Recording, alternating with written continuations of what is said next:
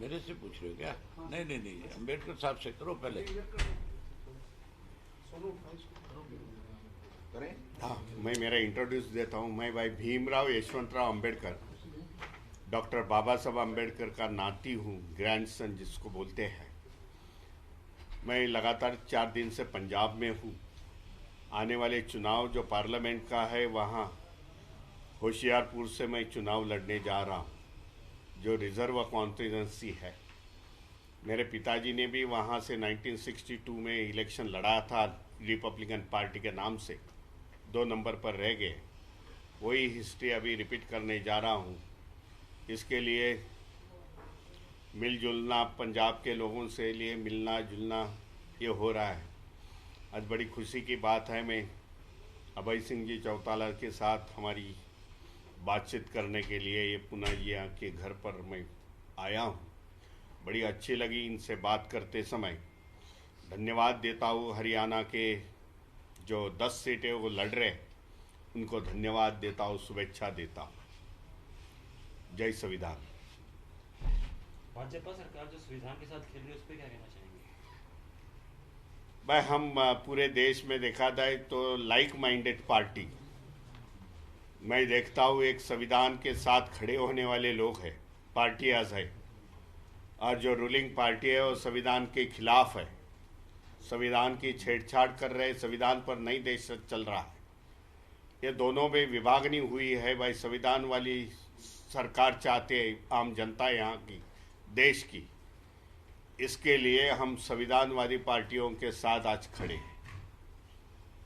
Sir, आज आप अभय सिंह चौटाला जी से मिल रहे हैं, पूनिया साहब के रेजिडेंस पे पहुंचे। सर, इनेलो 10 की 10 सीट पर प्रदेश में चुनाव लड़ रही है। सर, आप इंडियन नेशनल लोकदल की इस भूमिका को, जो चुनाव लड़ रही है, इसको कैसे देखते हैं? और क्या आप इनकी जो आप कह रहे हैं कि संविधान बचाने वाली पार्टियों के साथ आप खड़े हैं, तो क्या आप इनेलो के साथ खड़े हैं, समर्थन कर रहे हैं? क्या रणनीति है सर आपकी? हरियाणा में कौन सी रणनीति नहीं है। अभय सिंह चौटाला को मैं शुभेच्छा देने के लिए आया हूँ भाई, आशीर्वाद देने के लिए आए। हाँ, हम लोग लाइक माइंडेड है, एक दूसरे को मदद करेंगे। हरियाणा में इंडिया गठबंधन को कैसे देखते हैं आप? हरियाणा में जो इंडिया गठबंधन चुनाव लड़ रहा है सर, उसको कैसे देख रहे हैं आप? हरियाणा में आपने जहाँ भी इंडिया गठबंधन मिलकर लड़ रहा है, उसको कैसे देखते हैं? हरियाणा की इतनी मुझे जानकारी नहीं है। अभय जी, आपका क्या कहना है इस पे गठबंधन पे जी? एक मीटिंग में इधर कर लो। हरियाणा में जो है, जिस गठबंधन की आप बात कर रहे हैं, इंडिया का गठबंधन नहीं, भाजपा और कांग्रेस का गठबंधन है। भूपेंद्र सिंह हुड्डा का भाजपा से गठबंधन है। सीधे तौर पे करनाल की जो सीट है, जिसके ऊपर मनोहर लाल खट्टर चुनाव लड़ रहे हैं, उनके सामने जो उम्मीदवार उतारा है, उससे सीधा सीधा एक संदेश दिया है कि भाई कांग्रेस तो अपनी जमानत भी नहीं बचा पाएगी, और सीधे तौर पे वो भाजपा को मदद करना चाहते हैं। ये हर पत्रकार को पता है, हरियाणा के नागरिक को पता है, एक एक आदमी इस बात से वाकिफ है। और आप लोग तो बहुत ज़्यादा वाकिफ हो, क्योंकि आपको तो एक एक एक्टिविटी जो भूपेंद्र सिंह हुड्डा की रही है उसके बारे में जानकारी है। चाहे वो राज्यसभा का चुनाव था, चाहे उसके अपने बेटे का चुनाव था राज्यसभा का, और चाहे उसके बाद माकन का जो चुनाव हुआ था वो बड़ा इशू था। और आज प्लान क्लियर हो चुका है कि किस तरह से बीजेपी की मदद में भूपेंद्र सिंह हुड्डा खुल करके लगा हुआ। नतीजा देखना आप, जब नतीजे आएंगे तो जो भूपेंद्र सिंह हुड्डा ये कह रहा था कि हम 10 की 10 लड़ने में सक्षम है, जीतने में सक्षम है, साफ हो जाएंगे।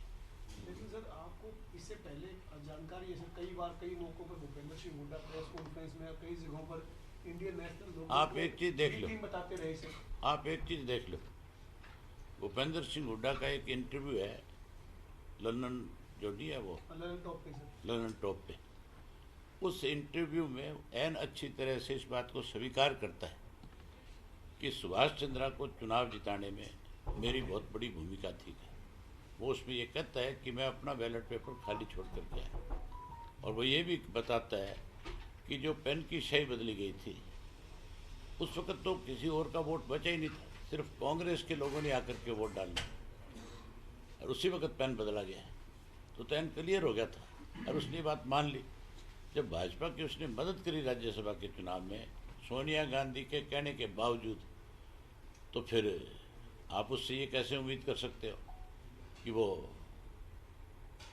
भाजपा के साथ नहीं है। मेरे बारे में जो वो कहते हैं कि मैं भाजपा के साथ चला जाऊंगा जीतने के बाद, अब वो ये बात तो मानते हैं कि मैं चुनाव जीतूंगा, वो कहते हैं कि जीतने के बाद वहाँ चला जाएगा। आप तो खुद सारे इस बात को बहुत अच्छे तरह से देख चुके हो। 10 साल में विधानसभा में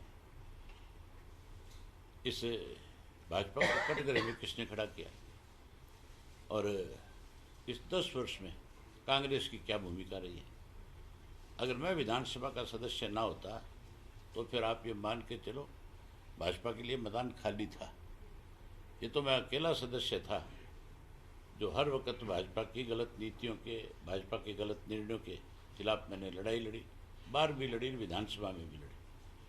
आप तो सारे पत्रकार खुद ये बात कहते हो कि जिस दिन मैं विधानसभा के सदन में नहीं जाता हूँ उस दिन तुम्हारे लिए सदन ही फीका हो जाता है। ये बात तुम मानते हो कि नहीं मानते? वहाँ मुद्दे उठाते रहेंगे आप। तो मुद्दे कौन किसने उठाए हैं? कभी कांग्रेस ने कोई मुद्दा उठाया?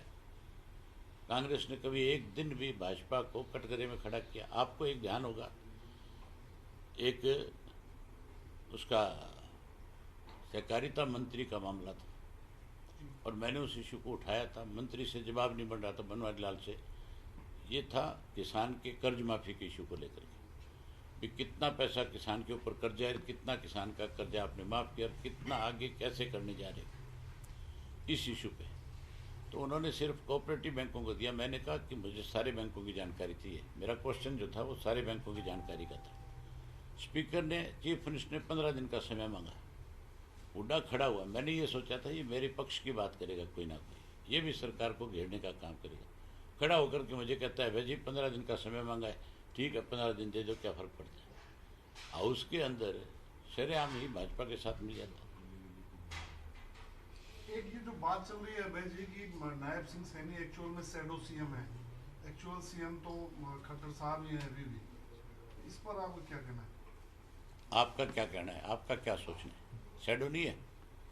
अभी तक तो वो खुद भाषणों में कहता है, मनोहर लाल जी, मुख्यमंत्री मनोहर लाल जी, वो खुद को अपने आप को मानता ही नहीं बेचारा। अभी तक तो उसको ये वहम है कि तुम मुख्यमंत्री है कि नहीं है। एक नींव पत्थर रखा हुआ गुरु रविदास जी का कुरुक्षेत्र में, वहाँ पढ़ लो जाकर ऊपर मनोहर लाल जी का नाम है नेचर सीएम। पिछले चुनाव में सर बीजेपी का समर्थन किया था जेजेपी ने, जब बीजेपी को जरूरत पड़ी थी। तो ऐसे में क्या इंडियन नेशनल लोक दल को अगर यदि जरूरत पड़ती है इस चुनाव में तो आप क्या रणनीति रहेगी? मतलब जेजेपी जो है क्या आपके समर्थन? मुझे लगता है भाजपा वालों ने आपको रटा रखी है, कांग्रेस वालों ने भी यही बात रटा रखी है। मैंने बहुत खुल के बता दिया तुम्हें कि मैं भाजपा के खिलाफ लड़ रहा हूँ, कांग्रेस के खिलाफ लड़ रहा हूँ। आप फिर उल्टे सवाल कर रहे हो। आपको आदत होगी क्या इन सब चीज़ों की? आप पहले बीजेपी वालों से जाके पूछो सरी, मेरा और उनका कोई रिश्ता है क्या? सर आज आप पुनिया साहब के परिवार से मिलने पहुंचे सर, क्या आगे इस चुनाव में अम्बाला लोकसभा के लिए समर्थन? हमेशा इन्होंने हमें सहयोग दिया, समर्थन दिया। मैं खास करके यशवंत राव जी, बाबा साहब अम्बेडकर जो इनके पोते जो हैं, इनका इस बात के लिए आभारी हूँ कि इन्होंने आज मुझे अपना आशीर्वाद भी दिया है और मुझे सपोर्ट करने के लिए भी इन्होंने आप सबके सामने जो बात कही है। और मैं प्रयास करूंगा कि कल मेरा नामांकन है। आपसे रिक्वेस्ट करता हूं कि कल मेरा नॉमिनेशन फाइल करवाने आए आप। आज शाम को जा रहा, दिल्ली जा रहा। ठीक है, चलो लेट